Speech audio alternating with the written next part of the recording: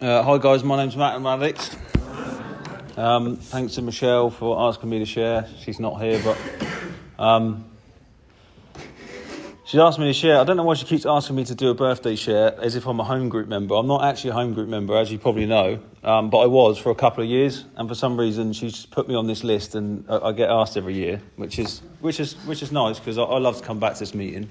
If I lived a bit closer, I'd still come here. But I do, I am down the road in Southampton. So 6 years, which is great. But, that doesn't really make any difference to me. Picking up a chip is great, but all I care about is how I feel, and ultimately that's contingent on a couple of things, mainly my relationship with God at the time, which fluctuates up and down, I'll be honest. I don't lose my faith, but I do go through periods of questioning my faith, like when you're on your hands and knees, like, come on God, throw us a bone or something, I get impatient, but ultimately, pick a chip, another year, another day, ultimately all it symbolises is another day in recovery, and it's not going to keep me sober. I suppose as the years go by, the longer time goes by, the more experience I have in knowing I can get through tough times, which is what I think clean time is important to a certain extent. But like I said, I care about how I feel. There's only a few things I care about. Is obviously I want to feel good, we all want to feel good, and I care about what my loved ones and the people I love think about me, ultimately. I don't really care what anyone else thinks of me, and I want to know that I'm actively trying to work on the things to build a future that I want to, of a life I want to live. And ultimately, Cocaine Anonymous gave me that. I didn't come in here with any dreams or aspirations whatsoever, other than I just wanted to stop taking drugs. I came in here very angry. I looked at all of you people. There was a lot of happy people, and I didn't like you. It was. You know what I mean? It's like I used to look at people and think, why are you so happy? I just felt so deteriorated inside, unhappy, sad, broken, and I couldn't understand why these people were so happy. It took me a long time to realise that, I still didn't believe that everyone was sober. I didn't. I think, I used to look at people in the meetings thinking he's got to be using something. So,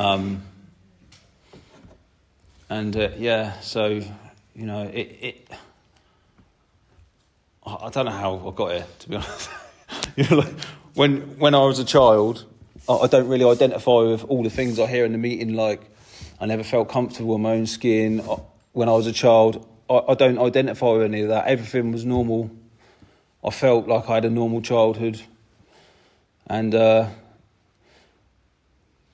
started smoking weed, like I'd imagine a lot of us did. Longos, shotties, bongos, zoomies before school, and going down the skate park drinking beer. There was this group of skateboarders in America called the Piss Drunks, and they were just really exciting. All they used to do is drink beer and skateboard, and to us at the time that was cool. I actually think a few of those are actually in recovery today, but I was just thinking, I just want to be an alcoholic. I was 13 years old. I didn't even know what that meant. And we used to just drink a lot of beer, smoke a lot of weed, and skate down the skate park. And eventually, the skateboard started staying at home. We used to sit on the wall. Just all we used to do is sit on the wall and just smoke loads of bongs. And then, these other kids would come down and they're doing pills. And they look good, So we start doing pills at the weekend. There's a group of us, big group. I thought it was just normal, but I've got a son the same age now.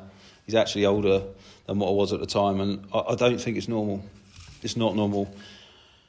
I remember going into school one morning. All the other kids my age, they're talking about playing Legend of Zelda on the N64. That's what they were doing at the weekend, and they asked me what I was doing, and I just said nothing. Because really the real answer was I was stomping the street, peeled out my head all weekend, and I don't think it was it's just not normal behaviour. However, me and my cousin, we used to do a lot of drugs, and one day he died, and it sort of emptied me of all emotion. We were really close. We had all these plans that we were going to do in the future, and he died. And I already had drinking drugs. I already knew how to change the way I felt, and sort of my beliefs, any sort of vision of my future or where I was at the time. I'm still just a child taking drugs essentially at this time, and I just felt absolutely crippled with the fact of the loss of him, and it's just I didn't grieve properly. All I'd done was drink more, take more drugs, and I can't really remember a couple of years of my life. Committed a lot of petty crime, lost a lot of friends, done a lot of stupid stuff, and it just, I think I just crossed the line somewhere from a young age, somewhere between 13, 14, 15, that sort of age. And then I was just that person who just couldn't stop. Okay, I could stop for a couple of days. If I had to go to work, I would stop. But when it come to the weekends, people would go home. I just don't understand why you're going home. Like, why are you going home? And it just got worse and worse and worse. I met the mother of my child when I was 18 years old. Within a few months, she was pregnant. We had my son. And, I've just got a massive problem with alcohol and drugs, which is what I thought was the problem. She didn't like it. We had another child. And do you know what? The guilt and shame I have for all of those times where I would rather have spent the time away from them, or I was just so ill and I just had no idea why I was behaving the way I did. Like coming to Cocaine Anonymous, you guys taught me that. The big book taught me that. And but I didn't know. You're not ready until you're ready. There's many years after this. It's continued for a long time. I did work. I had jobs. I had to, because at this point I'm living in a house with my 2 children and my partner at the time, and I had to provide. She didn't used to like me going out, so I'd just sit at home and drink. Secretly sniff gear in the toilets. Tell her that I had a bad stomach or whatever. I'm always in the toilet, and safe to say that relationship ended, and I ended up on my own essentially, and it was just like a green light to go and do what I want. It just went on like that. It's just a load of fucking stories I could tell you, but it's all bullshit. It's nothing. There's nothing out of the ordinary. Let's just fast forward 12 years. Essentially, I got to a point where I was having way too many days off work. I got sacked from every single company in my area.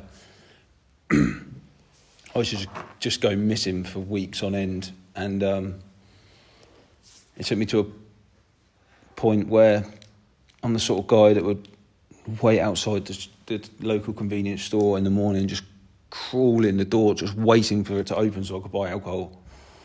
And then I used to go in there, and then the shopkeeper used to say, "We can't serve alcohol till 11 a.m. And I used to be, look, honestly, like, I'm not a thief, not today anyway. And I was just, I had to take the alcohol, and I used to leave the money, but they weren't, they obviously weren't happy about it.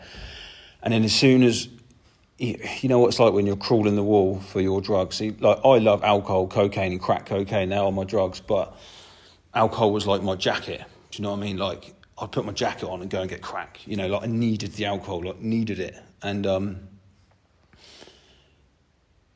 I just used to just spend weeks in people's fucking kitchens talking shit. And that's the reality of it. Like, that's where it took me. I couldn't even stay sober once every 2 weeks to pick my children up. I got banned for drink driving, not with my children in the car, but I got banned a second time for drink driving. At this point, I'm kicked out of my house. I'm renting this shitty little room in someone's house. It was actually a really nice house, but my room was just a cracked in. And I remember being in that room every single night, just led there in the bed. And obviously money's a bit sparse at the moment as well because I'm not working. So, you know, once I'd smoked all my crack and drunk all my drink and then got no money left, I used to just lay there, just like a vessel of nothing, of just... Like, I couldn't even cry. I wanted to cry. I could not cry. I was just a vessel of empty, just nothing. I don't even know how to describe it to you. You know, like, I'm sure we all know how it feels to be in those moments. And I phoned my mum and I said, Mum, I want to go to rehab. And she's like, I'm so pleased you've asked me. I've been wanting to try and help you for a long time. So she paid for me to go to this rehab, and I went to a rehab in Thailand, and it was really beautiful. It was like like plush villas and swimming pools, tennis courts, basketball courts, and you had your own villa, and there was a lovely like buffet service and legitimate massages once a week. And but I remember the first day I got blind drunk on the plane on the way over there, and I was causing harm on the plane on the way over there, and they put me in a room anyway for a couple of days to sleep or whatever, sober up or what, I don't know.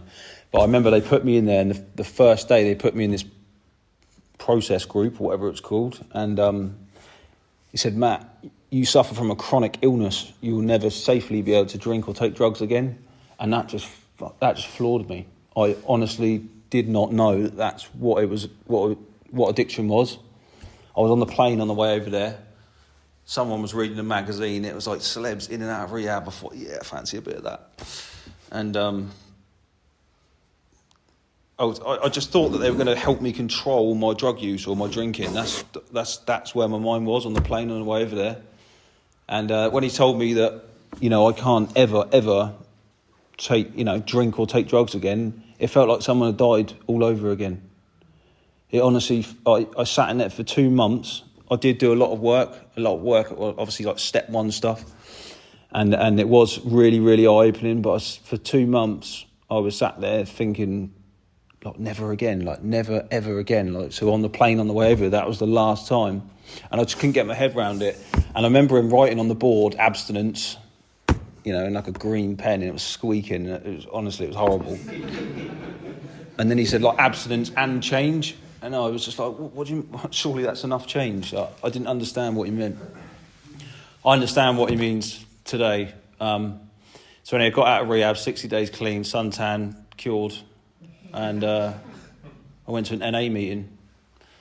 Shouldn't really mention other fellowships, but it's easier just to say how it is. And because they were taking us to that fellowship in Thailand, and it was a real big, you know, I didn't really know much about the steps or anything. Obviously, they talking about it in the rehab, but really, my head was so befogged. And so I come back anyway. I went to this meeting down in Southampton, down these little steps in a shithole area in Southampton, and it was well weird. There was some geezer playing pool on like a wonky pool table in the corner. There's about 6 people in there. One of them was rocking in his chair, and they lit candles, and they all just. I don't even know if I was listening at this point. I was a bit like freaked out. And at the end, they said, anyone able to sponsor, please raise your hand. And no one raised their hand in that meeting. And it was a bit of an eye-opener, really, from what I'd seen from the fellowship in Thailand. And I was like, now what, you know? And there was a guy there, and he was like, don't worry, come to CA tomorrow night. And that's really how I ended up in CA. I went to CA, and it was a totally different experience, you know? It was a totally different experience. You know, there's people like you guys here, you know, you were laughing, you were happy, they were making teas. You know, there was no candles, there wasn't people rocking in the chair. There might have been, you know, a few, but for me, I was, you know, when you're a newcomer, you know. That's why they say, like, attraction rather than promotion. It is important, I think, because it's easy to forget what it's like when you first walk in the door. And although I was very angry and pissed off with everyone because they were happy, I knew that there was people in here who were obviously doing something right, and I didn't work the steps ultimately straight away. I sat next to people who had a bit of clean time, hoping that might rub off on me, and ultimately I used again. Yeah, so 30 days out of rehab, I used. I'm back in my room, drinking on the pipe. And when I was on the pipe, I was thinking, I am destined for great things. You know, like the insanity. But that's where my head was. I honestly thought, and I knew that I was destined for great things. I just didn't know how to do it. So I kept going back to the meetings, this went on for quite a few months. They called me 30-day Matt because I picked up a 30-day keyring and then went missing. And eventually the pain was so bad. I have what you'll hear people call the gift of desperation, which is valuable for anyone to make a beginning, in my opinion. I was in the gym. I was in the bottom of David Lloyd gym. I wasn't training. I just didn't want to smoke crack at home. And I was just sat in the sofa. I was like probably rocking, you know, like those people. And there was a guy there from CA. He walked past me and he went, "You're fucked, aren't you?" And I went, "Yeah." And he went, "Are you willing to do whatever it takes?" And I said, "Yeah, I actually am." And it went from there, and we opened the book. We went through the book, and so I haven't used since. You know, it's 2018. So it does work. And I used to listen to people like me at the top talking about God in the book, and I used to think, fucking shut up. So if there is anyone in here, you might be thinking that's new, but I can't give you what I've got because it's my experience. You know, everyone's got their own experience, but I don't know anyone who's followed the process and the steps and had a bad experience. I don't. I know people that put it down and walk away from the steps and have a bad experience. But ultimately, you guys in here, you know, you helped me get... The whole point of the book is get you connected to a God of your own understanding, which for me, I don't understand, but that's okay, you know. Like, I don't know if it's Jesus, if it's the Buddha, whatever. I don't know. And I don't need to know. You know, I just know that it's real. You know, I felt that there was something pulling me into recovery. That's why I made that call to my mum initially. You know, like something internally where God is, you know, deep down in every single man and woman is the fundamental idea of God. It says it in the book. That's why every time you used to wrong someone or do something bad when you're out there, you feel it in here, don't you? Well, I used to anyway. I used to really feel like this is a bad decision, but I used to do it anyway. It's like intuition for me, which is where I like to feel like my God or higher power comes from. And it says, I remember listening to those promises as well. I used to read the promises out and I used to think, fuck off, that's never happening. And sometimes I can still listen to those promises and if I feel disconnected from God and from the meetings, that I can still feel those same feelings. You know, like all of my problems are written on page 52 in the book. You know, the bedevilments. That's the prayer sheets, the step 2 prayers I used to read in the early days and cry my eyes out to every single night because that was the real problem. You know, that had nothing to do with drink and drugs. That was just listed all my problems. And when I struggle in recovery, it's because of those bedevilments still, again. You know, that doesn't really go away for me. But yeah, you know, I'm a grateful member of Cocaine Anonymous. You know, it's everything. I actually got a job back with the people that sacked me. I failed a drugs test with them. They gave me a job. They were a bit sceptical. I know you're 3 months sober, but they did. They gave me a job, and I ended up doing really well, getting a job with someone else. You know, like all of the career progression stuff, get your driving license back. But ultimately, the best thing is you know, spending time, like relationships, building relationships back with your family, with my children. You know, like reconnecting with friends that I walked away from when I was younger because they weren't doing the things that I wanted to do. You know, like real building relationships. Like addiction for me stole love from not just from love for myself, but love from everyone else. I didn't just want to spend time with my family unless, you know, there was loads of alcohol. You know, if it was a party, if I'll go there, you know, I'll just say, you know, is there alcohol there? I'll come. It was a bit like that, and you know, you can spend time, be present with my children, not worry about, like, if I've got any gear in my pocket, should we go to the pub garden because they've got a park? You know, that was a classic, wasn't it? Now, we'll go to the pub today, kids. Yeah, you'll be all right in the park, won't you? You know, like, that is so... It dominated everything and everywhere I went. And today, it's not like that. And... yeah, I just want to feel good and do good things and have a good life, you know. In these last 6 years, I've done so many things that I would never ever have done if I was smoking crack in my bedroom. You know, ultimately, and that's the truth of it. And I want to thank you guys and God for making it all possible. So thank you. I'll leave it there. Thanks. Thanks for that.